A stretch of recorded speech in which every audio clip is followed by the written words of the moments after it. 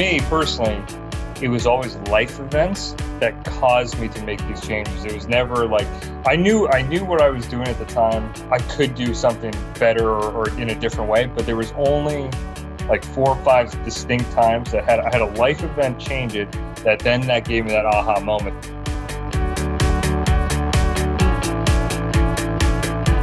Hello, my Backstage business family. Thank you so much for listening to another episode. You know, it's interesting to me that so many entrepreneurs that I know usually have the story of when they were a kid and they were selling something that they either created, came up with, made, like their lemonade stand, the candy bars. I used to have my own paper delivery route, turned it into a business, or like my husband who had his own gardening business, I think like in high school, and actually sold it for a lump sum by the time he was done with high school because he had to go to college. Cool stories like that. So today's guest actually is one of those entrepreneurs who's like, I never even thought of having my own business until he had an idea. And this was later on after he was already into adult years. And I love those stories because I think that at any age you can become an entrepreneur. It doesn't have to be something that you are born with and have been exercising since you were a child. Although I bet you there were some characteristics of his when he was a kid that showed these signs. But today's guest is Tyler Sullivan, although we call him Sully. So feel free to call him Sully if you decide to get connected with him. And you should after you hear today's interview. Let me tell you a little bit about him. He's the founder of BombTech Golf, which is an e-commerce store with over $15 million sold online. This company started in 2012, and it came from something that Sully needed himself. And I love this story, and we talk about it right in the beginning. He also runs another business called EcomGrowers, where he and his team have helped countless Shopify owners add 6 to 7 figures in additional sales to their e-commerce stores. And he does this by optimizing email systems and ad campaigns to find hidden revenue streams. Ooh, isn't that nice? Don't we all wonder about that? What's the hidden revenue stream I'm missing? Over these years, Tyler has come to learn the formula for running successful and profitable e-commerce businesses, and we are talking about those today. We're talking about things like how to work 4 hours a week but still make 7 figures. We're talking about things like what kind of content you can put out there. The greatest story that you'll hear in the beginning is a piece of content that he put out and what it generated for him, and it's just an exciting, awesome entrepreneurial story, especially in those early years of business. We're also going to talk about how do you delegate work and how do you know what you should be focused on and what you can give to other people. And also, you know, some of us entrepreneurs are running several different things at different times. How do you manage that? So there's a lot of great stuff. We'll talk about some email marketing as well. He's such a great, high energetic person who just first and foremost loves to live life, spend time with his family, and do the things that matter to him. That's the most important. And what I love is that he offers solutions, especially with EcomGrowers, to something, and actually with BombTech as well. Both of his business have stemmed from frustrations that he's had about the way things were done before. And to me, that's a person that you want to buy from. That's a person that I will be loyal to because they get it. They get those frustrations. And when it's the same frustrations that you have had, and then they create something to solve those frustrations, oh my gosh, it's golden. He believes that even with running online companies, there is huge value in having real conversations with customers and potential buyers. And you will just hear that in his voice. You can connect with him. We'll give you all the information at the end of the show. You'll also see it in our show notes. He's just a crazy cool guy, super focused on the customer experience and how to operate a lean business that doesn't just drive revenue, but does it in a very cash flow positive way so that you are seriously profitable. That's what we all want. So listen out for all these great tips today, and I hope you enjoy.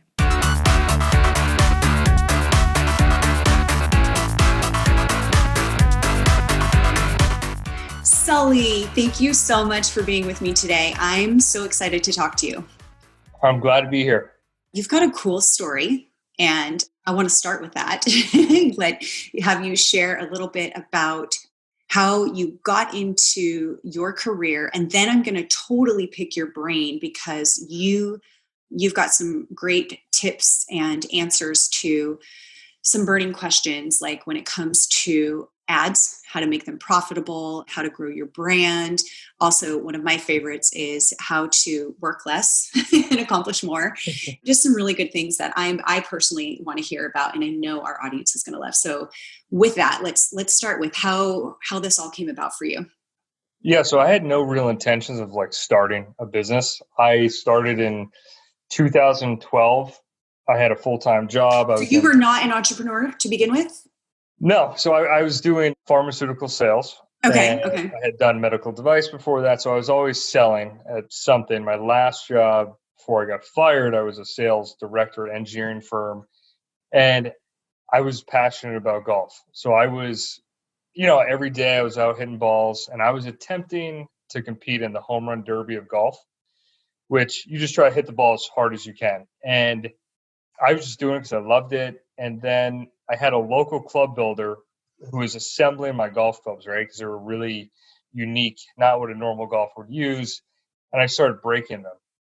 So during that process, I said, well, I'm going to have to learn how to make my own because he wasn't building them right. I thought it was for my pure power, but it Yeah. wasn't, which I wish it was. But so I started making these really unique golf clubs, just assembling different heads, different shafts. And one of my buddies was like, hey, what is that? Can you make me one? I said, sure, $250, whatever. So I sold one. I was like, that's cool. And then I actually sold a couple more. I made the world's worst website. And this is all just because I was doing it. I was like, well, I'll just throw it up there. I had time because I was just honestly bored with my day job. And then I remember this was like the coolest moment. I was actually on a boat. It wasn't a yacht. It was my like small boat I had. It was cool, but I got a ding on my phone and it was my first sale.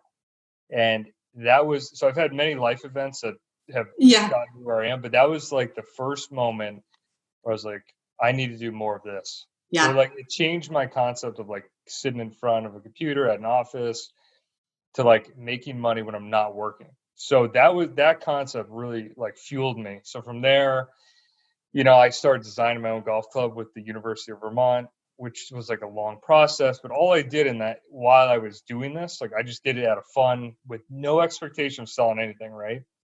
And as I designed my own product, I just documented it on social media. Like, hey, I'm going up to UVM, the college. I would just ask questions when I'm there, like, hey, what driver do you guys play now? What course do you play? What would you like in a club? And I just brought people along for the ride. Early days Facebook, and that really built the brand. And then what I did is I wouldn't say got lucky, but I used Facebook and the reach it had and made authentic content with myself, really just because I wanted to. I really wasn't like, I have to do this to sell more clubs. I was like, let me go make a video out back hitting the ball as hard as I can. It's really when ads came out, I was able to Yeah. amplify. So I boosted my first video, and it was in my backyard where I had a newborn sleeping in the house. It was the most crudely shot video you've ever seen. And I boosted it for $300 and it got 300,000 views, 10,000 comments. Wow. And this Wow. is like 2013, maybe. I can't Okay. remember the exact dates, and I commented on every single comment and my thumbs were bleeding. And so all I did during the process, like, is as I was doing stuff, I really was not an expert. I just was doing it. I had a cool story and I just used social media to get myself out there and documented it. And from there, I was able to go from like, a side hustle. I did like 100K one year, 400K, then 1.5 million, then 4 million, 6 million. And that's kind of what we do every year is like 5 to 6 million with one employee. And so many things have happened in that time frame. But I also started another company where we have 20 clients, an agency, because I set up my current business. So I'm not working a lot in it. But I would say the whole thing was I started with a passion, and it never felt like a day of work in my life, even though I was working all day, every day, too much. And, I really just loved it and engaged with people and built a personal brand by accident. So people, like when they don't buy from my brand, they buy from me, and when they send emails to me. And it was an accidental success story just based around things I love and actually listening to customers. I love that so much. And it was a need that you had. I love the the pivotal moment of getting that first sale. It's so true. It's like that first time as an entrepreneur that somebody wants something that you have, and you feel this like, oh my gosh, it's as important to you as it is to me. There are people like you out there. It's so thrilling. It was a cool moment for sure. I love that. I also really like, and I think it's still important today, and we'll go into that in ads, is that you really just, it doesn't matter about the lighting. It doesn't matter about how professional it looks. Just putting that content out there, just putting that video out there, and then doing what it takes to get more people to see it and getting that response is incredible. And so I think a lot of people hold back on putting anything out there like that because they're like, it's not looking perfect enough. So I'm not going to do it. We spent a lot of money on produced videos and photo shoots, and almost 9 out of 10 times the authentic, organic, when I look like hell, things aren't perfect, those videos always do better. Right. They generate more curiosity because it's like, wow, this is something real that's happening, Absolutely. I've tried to take the same authentic, which is just, it is a personal brand to a certain aspect. What we do is we tie all that in with all of our marketing, like every email. Like we do email for other e-com brands. And one thing we see, and I used to do, we'd send it from BombTech, like that's my golf brand. Now we send it from Sullivan, BombTech Golf founder. So we essentially want to have any brand, we want to tie a person to it, and really, because no one can copy you, right? So right. Like anyone can sell the same product you have or something similar. But really, like, I was lucky because I just had no other assets or money to pay someone to make a professional video, that people liked me as like an average guy, an average golfer. They could relate to me. And still, that's at like the core of the business. And it's not something that someone could replicate, and I have plenty of flaws, and that's okay. I'm not a professional golfer, and the guys that want to see that, they're not a good fit, and that's okay. Yes. No, and that's the most important thing, is that people feel connected to you, especially today, when things are so disconnected. The brands that actually have that, real human feeling, it's like, oh my gosh, and you're not perfect, even better. Let's first talk about, every, business owner will have that, if I had known this back when, I could have been this much farther along. And so we're able to then, teach others those things. What are some things that you learned growing your e-commerce brand that you were like, you know what, that took me a while to learn? It's something I would tell somebody right away.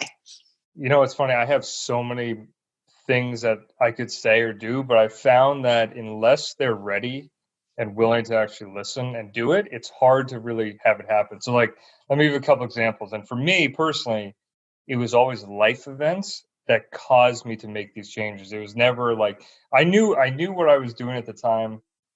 I could do something better or in a different way, but there was only like 4 or 5 distinct times that I had a life event change it, that gave me that aha moment. So it's interesting for me. It's like, you got to have these things happen. So like, for example, when I was having as brand owners, we want to have our hands in everything, right? Right. And for me, like, my big thing was, I want to outwork everyone. I want to hustle. I want to grind. I want to work all the time because I'm the one driving revenue. That was my big egotistical thought process as things were growing, right? And then my first kid, I used to work 20 hours a day, 7 days a week with a newborn. And then this is after like 4 years of doing this. I said, this is crazy. I had a second kid on the way, and I said, I'm going to take 6 weeks off before I have her. And I was like, the business is going to plummet. It's going to be end of the world. What do you think happened to sales when I took 6 weeks off? I mean, you would think that they would plummet, but I'm going to guess they increased. They went up. Wow. So like this is an example of like a life moment where it's like, I tried to free myself before, but it forced me to set the business up in such a way that I didn't have to do a lot of the things I was doing. And it made me also realize that a lot of my daily activities had no real impact on the business, because I wanted to feel busy, But and this is at a point where the business has been running successfully and we're doing a lot of revenue. But that was the hardest part, is going from like doing tasks that made me feel important to thinking higher level, bigger picture, where I'm not doing all the time. So that was like one big aha moment for me. And then, I don't know. Like everything happened for a reason and grew, I wouldn't say perfectly, but it all had to happen in that order. So I don't think anything I said to myself early days would have mattered. You know what I mean? Right, right. So it's like, I would say one tactical thing someone could do today that I see as a real mistake, and this is like a real ROI revenue generator, is email. I think a lot of people think it's dead. And number two, they overly design and put too much effort into the look and feel of the email. Whereas, so we'll bring on clients and myself, average like 15% of revenue from email, bring them up to 50%. And they're shocked and they don't really understand why. But we use email as a two-way conversation. So number one, don't use email as a blast out, no reply. It drives revenue. I send out, we don't want to get replies. We use it as a true two-way conversation. So we'll send out emails where we ask people real opinions because we want to actually, number one, know what they want, care, and like about whatever. So it actually helps the brand, number one. Number two, it engages them and allows us to have two-way conversation at scale. So when we do launch a new product, they're already talking with us about their golf game, what's going on in their life. So it's kind of like that, building that personal relationship at scale by having a real two-way conversation in a channel that still drives so much revenue. So that would be like the biggest aha moments. Like, don't just blast your whole list an offer. Like, have real conversations. So when you do have a good offer or something you want to offer them, they're ready for it, I totally agree. I love also how you're saying the look of the email. And I've noticed that on our side too. Like who the email is coming from. And when it's more personal, they're more likely to open it. And second, without all the frill inside, they're feeling like, everybody's getting this. But when it's just a text only, an email with a message, and you start a conversation and you're talking to like their actual feelings, concerns, whatever, you then hit that emotional level with them instead of just, I'm trying to get you to buy something. Yeah. Well, think about what's native to email too, or whatever platform you're on. It's like, would you design an HTML, beautifully designed email to send your friend? Right. Like, Exactly. You would send her or him a text that says, hey, do you want to go to the bar Friday? Or whatever. It'd be a text, one sentence, whatever. You know what I mean? Yeah. Versus, so it's like you're almost jamming a display ad into an email platform where it's not even native. So I think like as an e-commerce owner or any brand owner, it's easy to want to almost over brand, over design things that don't need that, right? There's a place for it, and I think the website definitely needs to be clean, professional, build trust, but like email's not the right place to have design first. It's copy and getting engagement and being more native. So I think that's really the thing, is don't overthink it. Right. Right. So let's go back to, you had a life event that caused you to make some changes in your business so that you could take the time off. Yeah. And you also, talk about how can you work 4 hours a week, but still make 7 figures. Are these two, is that how you started to discover how you can do that? That was really the only way. So like, you got to understand where I came from. I used to do every single thing in the business to a fault. I mean, I used to actually assemble clubs. We all do that. That's what every entrepreneur does, at least at some point in the journey. And what I was saying before, it's like, I could tell you not to do that, but at that point in my business, you could have told me that to my face, and I would have said no. So I think it's kind of good. I think it's like your passage, like it's your rite of passage. You have to do that so that you know the parts of your business. The danger is that when you get to a point where you're growing and you stay there, then that's when you can actually stifle the business. Oh, well, I did. And that was the thing too, is I was assembling the clubs by hand because I thought no one else could do that, which was the dumbest idea ever. It was just a control thing. Then I was shipping them because I thought no one else could ship them. It's like, why spend all that time, effort, energy? And really the only way to scale was to really loosen up and let go. That was the only way. So when I actually could enjoy my life, and it is actually hard now some days I want to work more, but I actually don't have things to do because it's so optimized and so handed off and outsourced, which is almost frustrating. But it allowed me the opportunity to, number one, spend more time with my family, which I'm very thankful for, especially in this situation we have with the world pandemic going on, which I could have never forecasted. I only have one employee at my business, and my agency only has two, but everyone works remote. We're already set up to handle this, so it's having no impact because I already set up my life not to deal with a pandemic, but so I could go skiing with my Right. dad, who's 70, go golfing with my friends during the week. And it's really, the other thing too is like all my big aha moments that have had real impact is when I'm not working.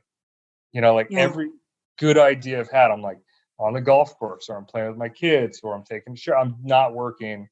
And then these things come to me because I'm not in it. So when I get out of it and have perspective, that really was like allowed me to think clearer and actually do bigger things that had more impact versus like doing small tasks. Absolutely. No, it's so true. I mean, without all that clutter, the more that you have going on in your brain, the less effective you're going to be if you're overwhelmed, and Totally. the less those ideas are going to happen. But once you actually you have to allow them to come to you, and it's almost like a block or a wall up when you're too overwhelmed. Absolutely. Hey guys, and thank you so much for tuning in to the Backstage Business Podcast. I wanted to let you know that this episode is brought to you by The Draw Shop. At The Draw Shop, we make animated videos that just work. Did you know that most businesses are struggling to increase their sales simply because they don't stand out? At The Draw Shop, we use a scientifically proven formula to create animated videos that just work. With customers such as Uber, Twitter, Google, United Nations, Lockheed Martin, Netflix, and more, we know that creating messages that are impossible to misunderstand, it's critical to attracting more customers and keeping your audience engaged so that you can stand out as the best in your industry. Find out more information at thedrawshop.com. Let's talk about something that, even though I am like a million times better than when I first started my business over 11 years ago, and even had, businesses before that, but this one in particular, I will still sometimes find myself getting into that, wait, can I delegate this or do I need to do it myself?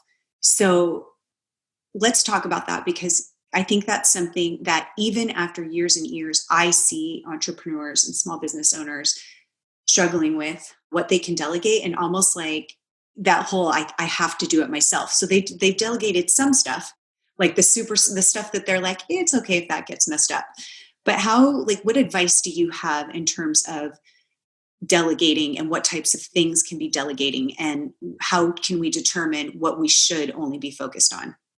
So this is like a practice we have.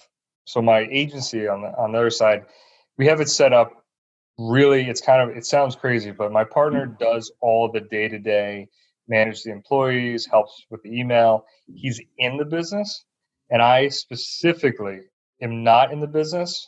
So I have a different perspective, and all we do, and this is like the best way I've been able to articulate how to let go, is he tells me stuff in the business, and he'll be like, oh, he has so many thoughts because he's so deep in it and limiting beliefs because he's doing it every day.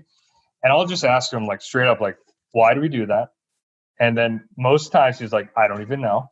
And then I'm like, do we have to do that? And then when we really boil down to, do we really have to? 9 out of 10 times, we don't have to do it. It just seems like something because he's in it that you have to do. So it's like, I literally will just have him tell me about the business. And I literally break down everything he has, like, why can we remove it? And if he says no, I says why. And then we just literally, it's almost like we just keep breaking it down step by step, everything we're doing. I'm like, why do we do that? And he's like, we have to do it. I'm like, well, why? What does it actually accomplish? And then we so it's been really nice because we've been able to build another, it's almost 7 figures, not there yet, but it's only 18 months old with only 2 employees. We're running like 85% profit because we literally, all I do is sit down and break things down, and anything we have to do, we'll automate it. If we can 100% automate it and not have to touch it, we'll do it. If we have to do it, we'll delegate it. But it's just like we try to remove, and like, I think that's the biggest point. I try to remove it to a fault of like, almost to like I'm yelling at him. Like, no, I like, Right. so, and then he gets to like the real root cause. Like, okay, because I keep saying 9 out of 10 times, but 10 out of 10 times, the root cause is causing these other things to happen. Like we had an issue with shipping overseas internationally, which I didn't even know was a problem because my customer service guy was not really getting to the root cause. And he's like, yeah, we just kept having this refunds from like one country. I'm like, dude, what's going on? All I had to do was get to the real why. And then we just changed the shipper for that one country and we had zero problems. But because we just didn't get to the root cause, we couldn't get Mm-hmm. better. So that's like, those are the hardest discussions to have. And like, those are the most exciting for me is like really breaking through the BS to get to like root cause to actually have an impact. They're not going to happen every week. It's like once a month we'll break down something where we can really make it more efficient. But like for my own personal business with BombTech, I started choosing life and family over work and said like the other day, this year I skied like 40 days so far this year. And Nice. yeah, it's been great. I went out to Utah, I've been hanging out with a bunch of buddies from college I haven't seen. And like, I just was like in the morning, I would get these emails or things I thought I need to do. And I would just go skiing instead. Yeah. And I would just delegate that or remove it. That was my litmus test. Like, all right, do I need, and sometimes I would just not even do it at all and see if it had impact, and usually had no impact. So it really like, I recalibrated my brain, and people probably that are listening think I'm crazy, but there's so much stuff that you can do yourself, but has no impact in the overall business. Right. I love that. And I've done these exercises myself. You take some time and really look at that. And also, really look at what is it that you do that produces results. And that's the most important thing. Which is hard though. Like It's super hard, but that's one of those things. It's kind of like you said, it's looking at why is this happening instead of just the symptoms of what's happening, or, instead of just looking at the refunds as the problem, look at it. Why is this happening? It's so simple, but it's true. It's not always easy. Exactly. But it is simple. The the questions and exactly. As we're talking about this, I have two questions for you. One is how soon after BombTech did you then start another business? And have there been challenges? Like, what have you learned and what advice can you give in terms of managing more than one business? Because a lot of us entrepreneurs do that. I know I do that. Sometimes it's either another business, sometimes it's a passion project, sometimes there's different things, but you're managing more than one thing. And usually, when you first start a business, it's like you live, breathe, everything is about that business and getting it on its feet.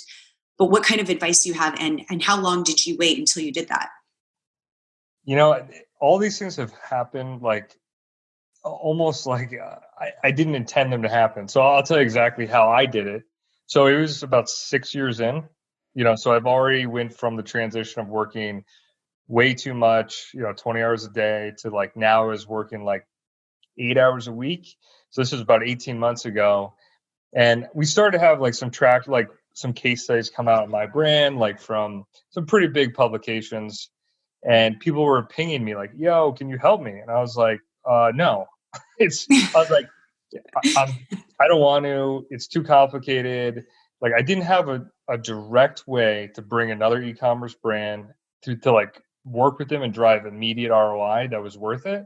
So I said, I don't think it's worth your time. I mean, some people hired me, they're like, I'll pay, $1,000 an hour. I was like, okay, but it wasn't, I wanted something that really had an impact on their business.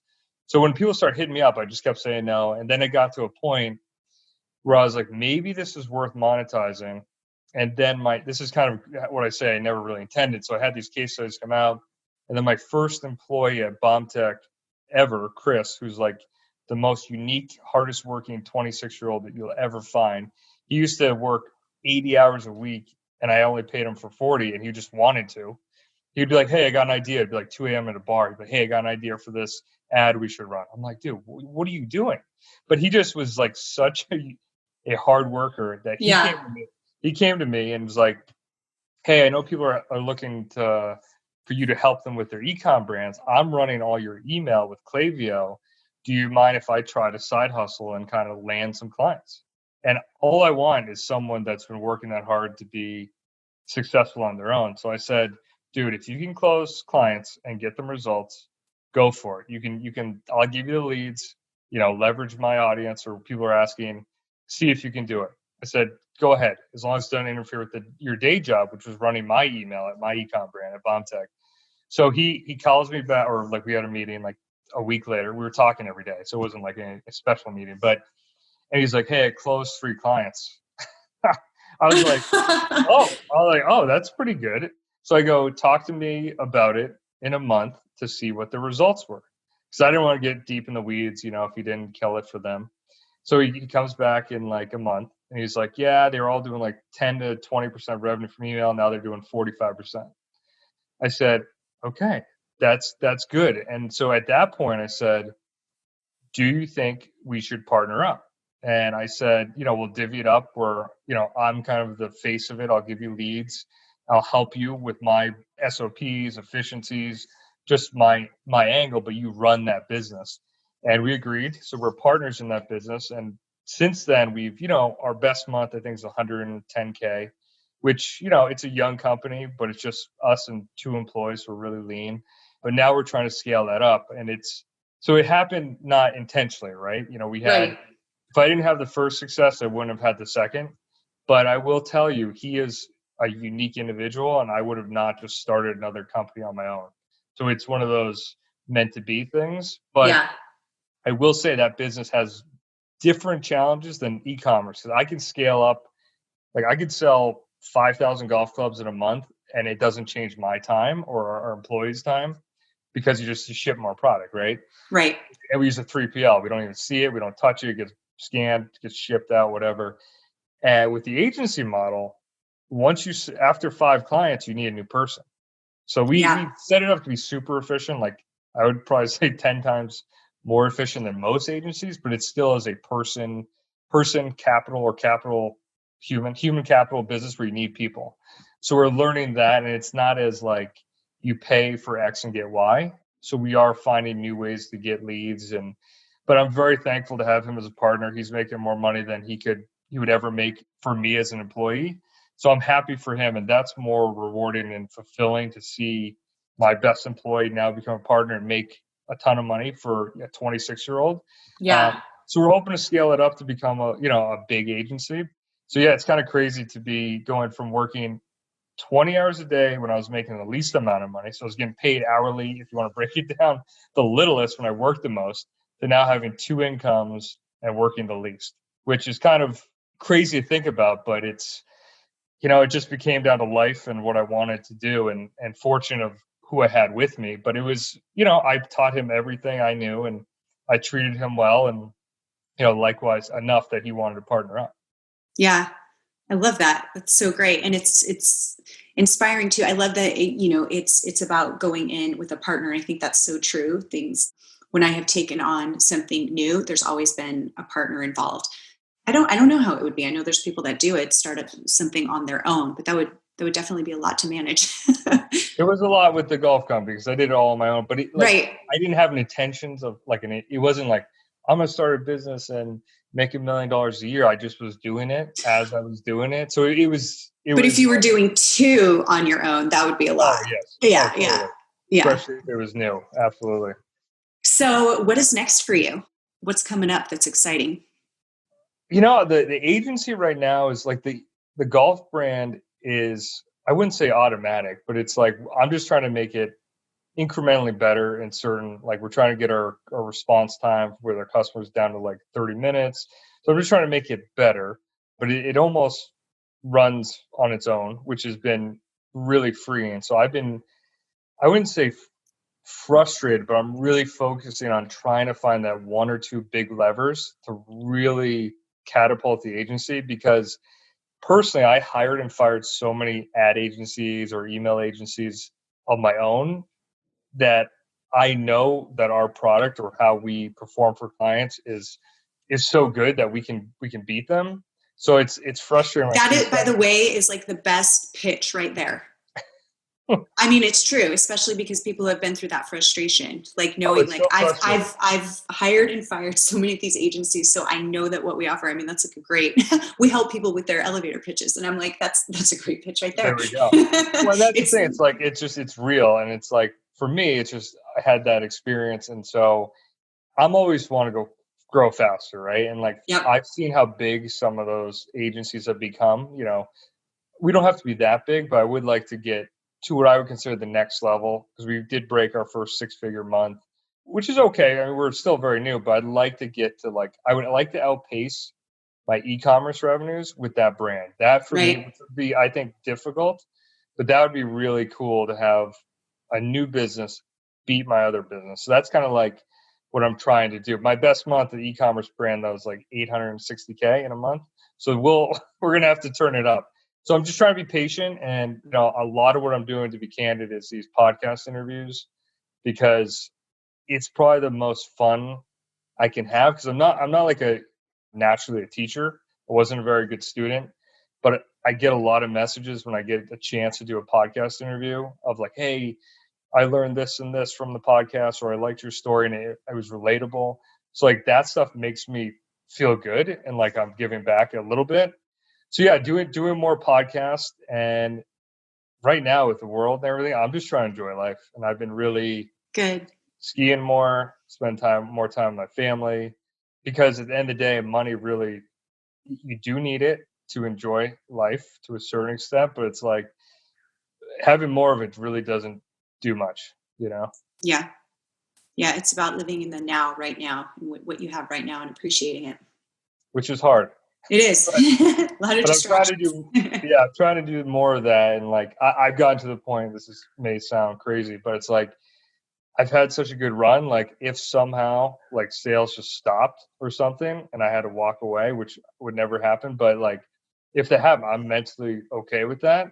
So that also makes me say, well, I need to focus on something where I'm a little more hungry. And that right now, the agency, it's just, I like growing businesses, and like other one just does a stable, number every year. So I like growing, and it's in line with what we do. So, and it's helping other brands, which is a little different than a D2C business. What's just awesome is that you're helping them, but you've been through it. And that's what people want, is to get it from somebody who's been through it.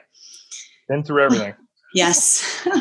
Sully, this is so awesome. I'm so excited that we got to speak. You're truly inspirational and so many really great takeaways. I would love to send our audience to anywhere that they can find more information, where they can connect with you, your brands, all of that good stuff. And let us know here. And then I'm also going to put them in our show notes. Cool. Yeah. So BombTechGolf.com is my golf brand. If you guys have any golfers that are listening. And then EcomGrowers.com is our agency. So we work specifically with ecom brands, helping them profit more with their email. And if you want to shoot me an email direct, if you want to set something up, it's Sully@EcomGrowers.com, and I'll try to respond, but I may be skiing or golfing. But just maybe kidding. Enjoying life, but he'll get back to you. Enjoying life. And I hope your audience, whatever they're doing, is, I think life's all about perspective, and be fortunate for what we have. It's a unique time in the world, and it has been for the last 7 or 8 years. And, if the internet didn't happen when it happened for me, I would have never been able to do it, and it's be yourself, and don't go too crazy and make a produced video that no one's going to watch the first time, Right. And there's so much opportunity. Look at what you have, what your current frustrations are just in life, something that you're passionate about. And usually you can start a business out of that. I agree. Well, thank you so much, Sully. So great. And we'll talk to you soon. Okay. Thank you.